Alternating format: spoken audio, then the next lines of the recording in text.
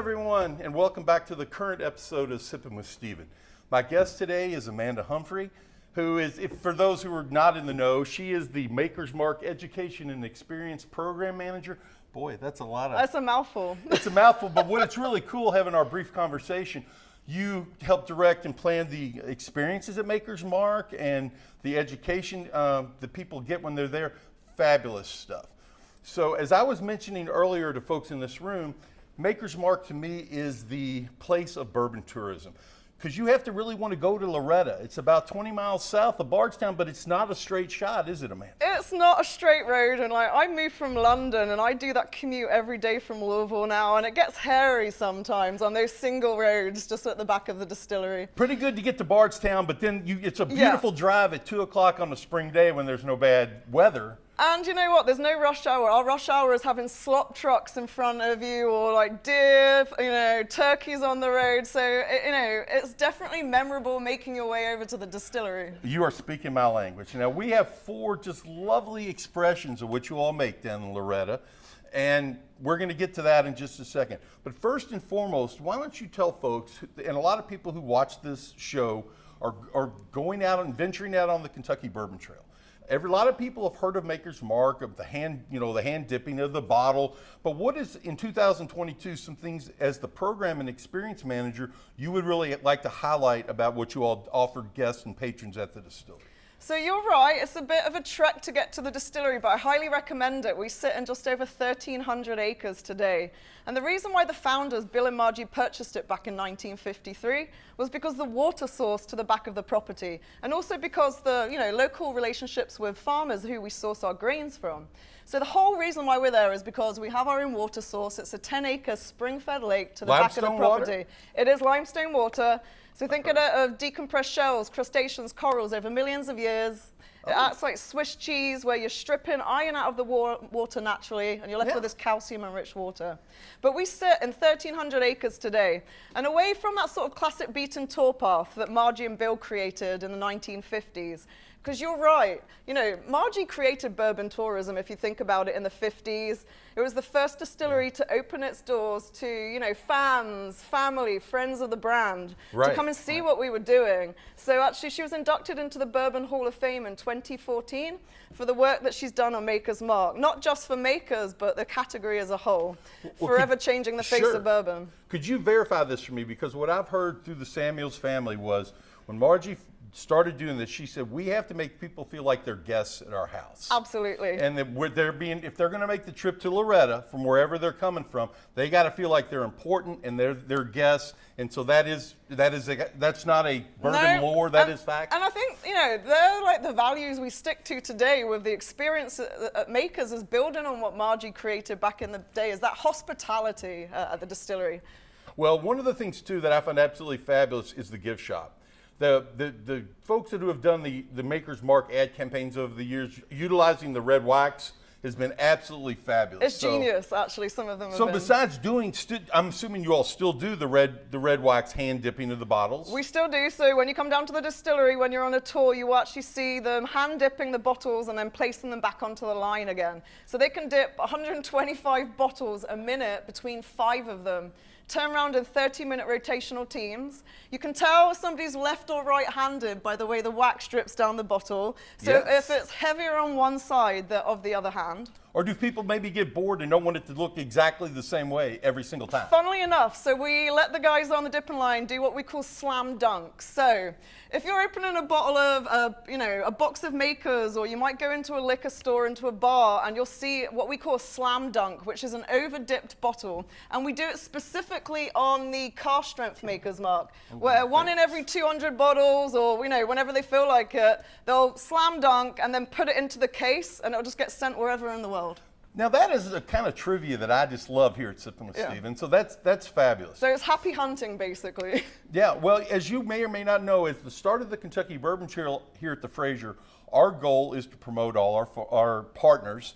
And believe me, the red iconic wax is well known by people throughout the world. Even people from Eastern Kentucky like you that are from London or in the London, UK. Kentucky. London, she's a London, Kentucky girl. So that's terrific. And one thing I was looking at the bottles before we make our cocktail, which is going to be the Golden Rush, correct? Gold Rush, yeah. Gold Rush with honey made on the farm at Maker's Mark, was the fact that as a Maker's 46 fan and connoisseur, I noticed there's something new about the bottle. Could you kind of give us working on obviously the new bottle design. So this was released in the Kentucky market, and you'll start to see it in all of the other states in America, and then it will slowly sort of start to make its way over in the international market. I loved the old bottle, that nostalgia of it. Very unique shape. But if you notice with the lineup you've got in front of you that like they're all in the same bottle, they're all like aligned now. So if you see them on a back bar, if you see them in a pub, in a retail store, actually they're all in unison now. Whereas before, you know, we had the car strength in the sort of short stumpy bottle, the 46 in like the private select bottle. So so just for alignment. Well, no, it looks fabulous in the way it's lit here too. As we, you know, as we would let people see, we have the regular Maker's Mark, we have the 101, we have the Maker's 46, Car strength and the and 46. cast strength and the 46, which all except for the first are available here at the Fraser for sale. So people coming in on the Bourbon Trail start here. We very well and very much support Maker's Mark and their products. Now we get to what was one of my funnest part of the show. We get to have you show us how you're going to make your cocktail. We'll have a toast, and we'll have, if there's any other last point that you want to make about what you all do, we will give you ample opportunity to do that. I'm going to leave you a cliffhanger on the cocktail for 1 second, because I was going to get into what's new and exciting down at the distillery, and I went off-piste and off on a tangent. No, you by all means you do that. Which I do quite a lot, so right, rein me back in. So we're talking about experiences at Maker's Mark. So you've got your classic tour. Classic tour path, you get to learn about the history and heritage of makers, into production in the distillery, the cellar, the wood finishing series, which is all the innovation coming from Maker's Mark, and then how that sort of founder's vision on that flavor vision is protected at the distillery. Gotcha. And then you go into a tasting of the ones you've got in front, and then also a special taste panel liquid at the end. What we're doing differently this year is, if you've been to Makers before, what makes you want to come back to see us again? And then also, we became a B Corp corporation at the beginning of April. Okay. So we want to be one of the world's greenest distilleries. You know, if you think about bourbon, it's nature distilled. We want to be good stewards of our land, right, whilst ramping up sources of flavor in the pursuit of flavor. So at the distillery, we have production gardens and innovation gardens. When you come to the distillery, you can wander around the innovation garden just to the side of the visitor center. Okay. We've got innovation products that we're growing with Dan Barber from Row 7 Seeds. Growing, you know, over the last 50 to 100 years, flavor has been knocked out of agriculture, and we've been growing for yield. So actually, how do we impart flavor and ramp up flavor back into the produce that we're growing down at Star Hill Farm? Very good. So 85% of what you eat and drink down at the distillery is going to be of the place. That's or within a 30-mile radius, just like the grains. Okay. As well as that, we've got Bourbon and Bites. So deep diving into Bourbon and Bites. So all the sort of beautiful liquids coming out of Makers that we pair with truffles, chocolates, meats, cheeses, macaroons. So they're all on the Maker's Mark website. You can head there to see what we've got going on. Very exciting. And it changes seasonally. Yeah, So we're changing it up. Cocktail workshop. So again, changing with the seasons, how to make brunch cocktails at home, tips and tricks on hosting. Okay. We also do fall cocktails, you know, holiday cocktails.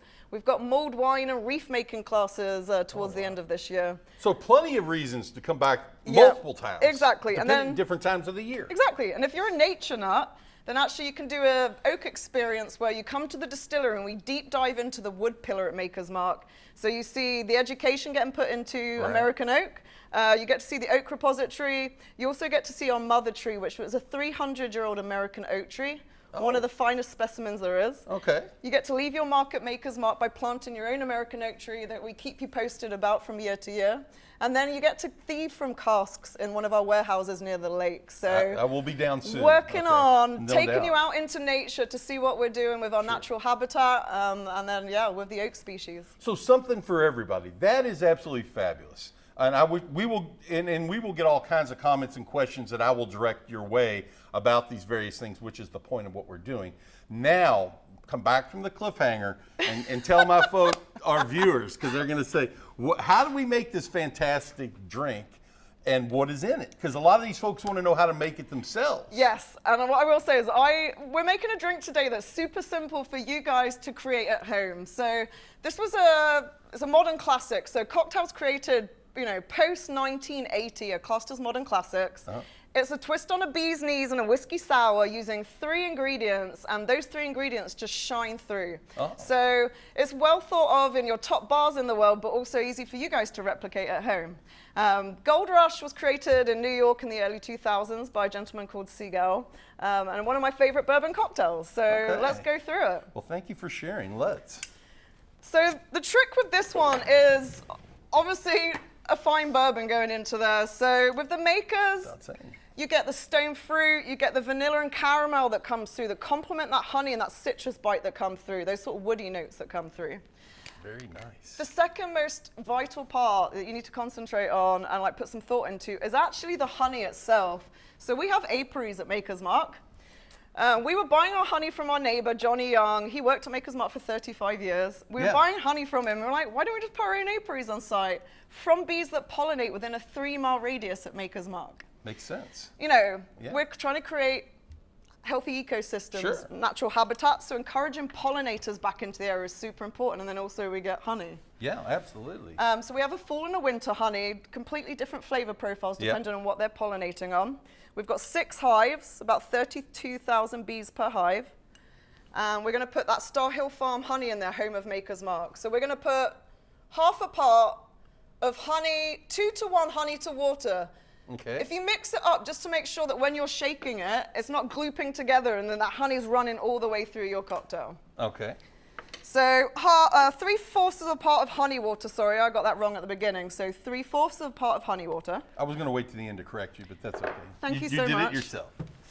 And then we're going to do that 2 parts of Maker's Mark Classic going in. It works incredibly well with any makers you have at home, but I'm going to use Classic in this one.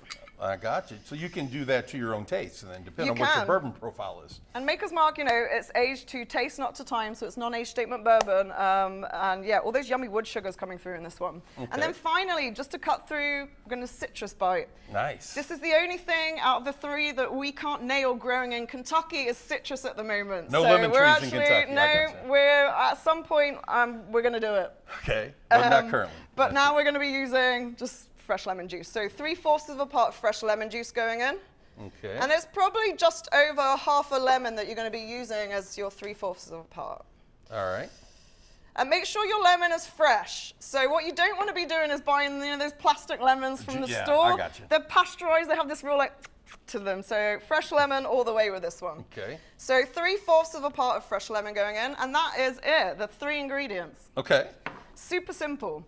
If you want to twist this, you can heat it up in the winter, and it is pretty much a hot toddy. You can add sparkling wine to it, and it's a spritz. So there's lots of other bits you can do to this to keep twisting it. So when you come down to the distillery, you'll notice that this is the cocktail on the menu that we have all year round. It's the top cocktail on there as our house cocktail. Gotcha.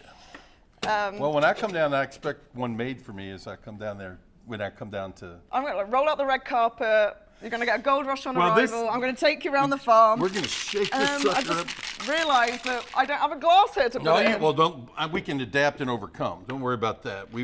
I'm going to raise this glass to make our partners at Maker's Mark, to the Fraser at the start of the Kentucky Bourbon Trail, and to the Kentucky Bourbon Trail. I'm going to taste this and give it a salute here. That is absolutely fantastic, as I like to say. Thank you very much. And until we see you again, I cannot encourage people enough to go visit Amanda and the folks at Maker's Mark. We hope to see you soon. Have a great day. Cheers.